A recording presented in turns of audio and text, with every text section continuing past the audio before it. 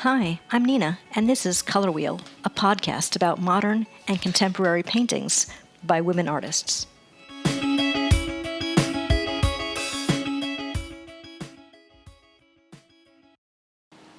Hi, this is Nina. In this episode, I'm going to talk about a painting from 1925 called Portrait of My Mother by Florine Stettheimer. I have a lot of ideas about this painting, so this will be part 1, followed by a part 2. So glad to have you along.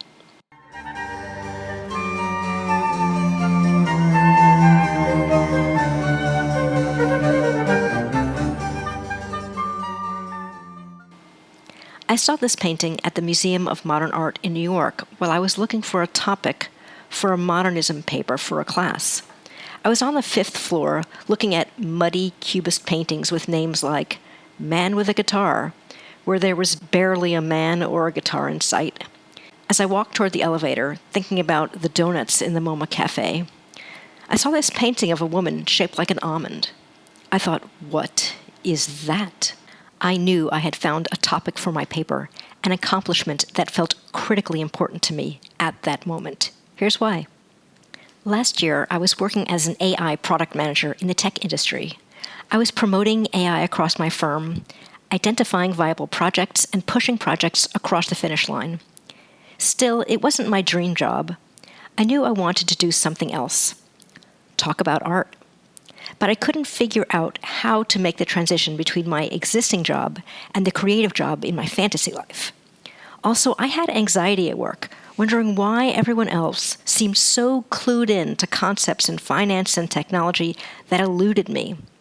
I would spin into a panic every time someone on a Zoom call seemed to know more about earnings season than I did. My therapist assured me that my anxiety was my anxiety and not a result of my job. I tried to buy into that, but I was sure that if not for that job, I would be totally at ease. As part of my transition plan, I got into a master's program at Hunter, where I could take evening classes. Amazing. I took a class about Marcel Duchamp and his famous fountain toilet. I was in a class about art and the sense of smell. And then I got into the greatest class of all time, medieval mosaics, although I wasn't sure how I would complete my schoolwork because I was so busy at my job. Until I got laid off in February. Now I could see what my therapist was talking about. I was flipping out about a whole new set of issues. No work friends, no structure, no income. Sure, a package, but it didn't feel the same. I figured I would double down on medieval mosaics, because school and art could fix anything. 2 weeks later, I was moving furniture around in my apartment and felt something odd in my back. I had herniated, or squished, 2 of the discs in my spine. I woke up with a burning pain that started in my back and radiated out to my hip and the front of my right leg. Standing up and sitting down were excruciating. I sat around my apartment for months, wondering who I was and why I existed. I couldn't remember having any valuable skills or a single original idea. In June, when I could finally hobble around the block, I signed up for a modernism class. My professor asked what other modern art classes I had taken. I was halfway through the list when she asked, "Then why are you here?" I was thinking, "Madam, I am just trying to protect my mental health." I knew the class would not fix my lack of a job or my anxiety, but I thought it might restore some of my confidence so I could calm the fuck down and enjoy life for 5 minutes.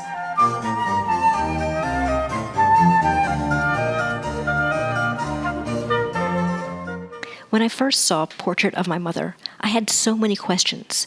What was this disc-shaped woman doing on this heavily patterned background?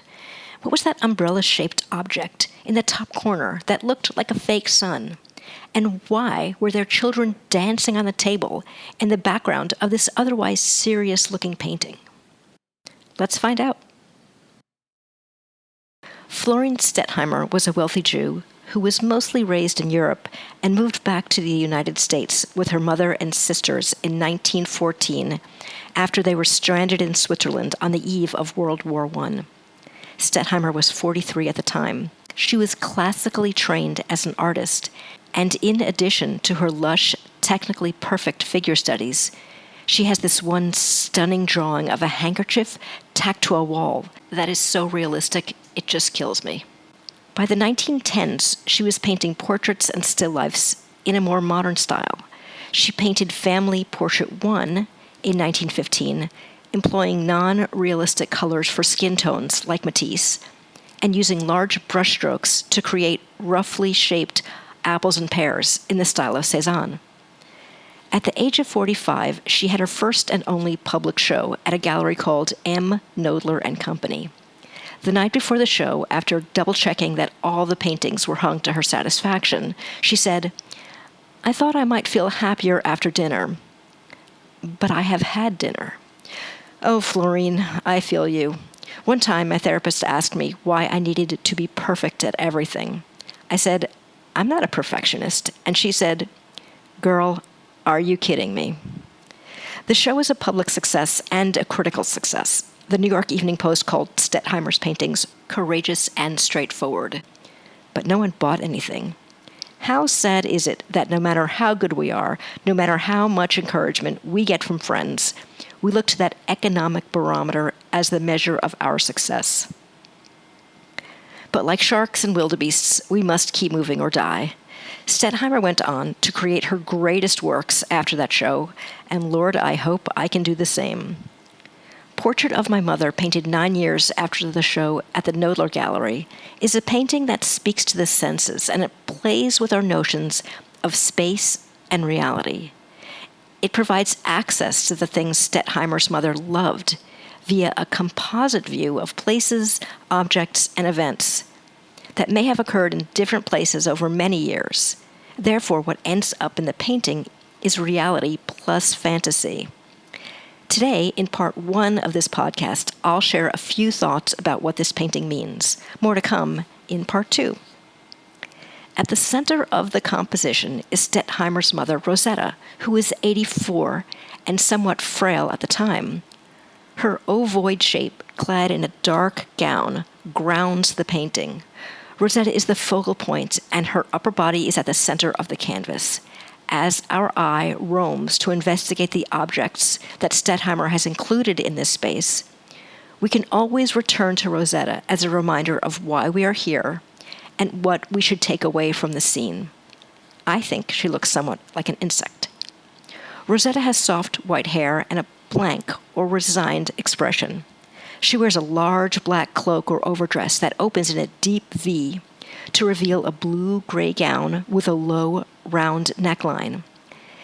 There is an additional black line on the right side of the opening in her cloak. It could just be an element of the black garment. Or it could indicate a narrow, empty space that gives us a glimpse of Rosetta's body under the cloak. It makes her look svelte, with a narrow waist. I don't know what Rosetta's actual shape was at this point in her life, but maybe Florine is hinting at the way she remembers her mother, or wants us to remember her.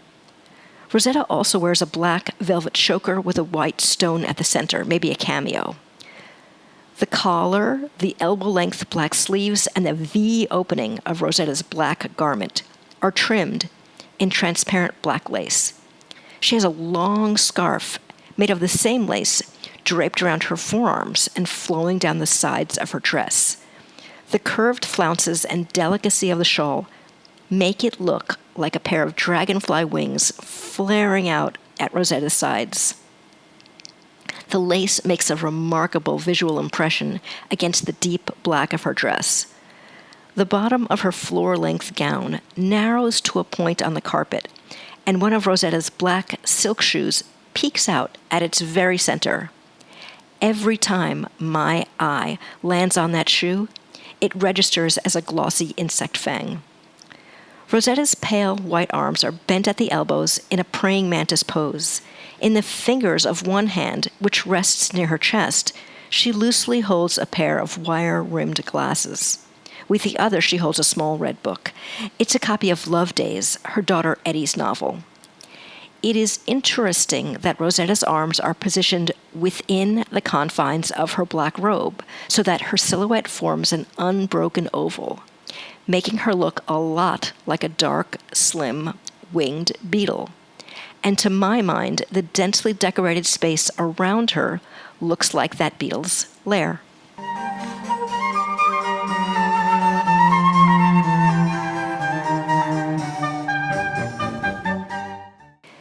The space Rosetta occupies is a room whose glass doors open out onto a garden. The room itself has outdoor qualities. If you let your eyes lose focus for a minute, you might believe the natural world is taking over the otherwise orderly interior of Rosetta's stately home. Rosetta stands on a variegated rug with hints of gray, pink, yellow, and violet. It's spotted with white flowers with red centers. She could be standing on a large, sun-dappled carpet or a leafy forest floor. The right side of the painting is visually dominated by a large green plant from which spring 3 healthy fans, whose fronds stretch and flail across a piano and up a wall. They obscure a tulip-shaped lamp and mingle with the curling tendrils in an arrangement of carnations in a vase. Even a miniature round piano bench embroidered with multicolored pansies cleverly mimics nature. Above the green plant is a large decorative element. It looks like an umbrella-shaped canopy. Because of the way the painting is cropped, we only see a quarter of this object. It is the color of balsa wood and has a complex black lace center and dark stripes that connect the middle of the object with its lace-edged border. When I first saw the painting, I saw the canopy out of the corner of my eye and thought, oh, that's the sun. It also looks like a sunflower or an elegant spider attached to the wall. On the upper left of the painting is a big ruched puffy curtain.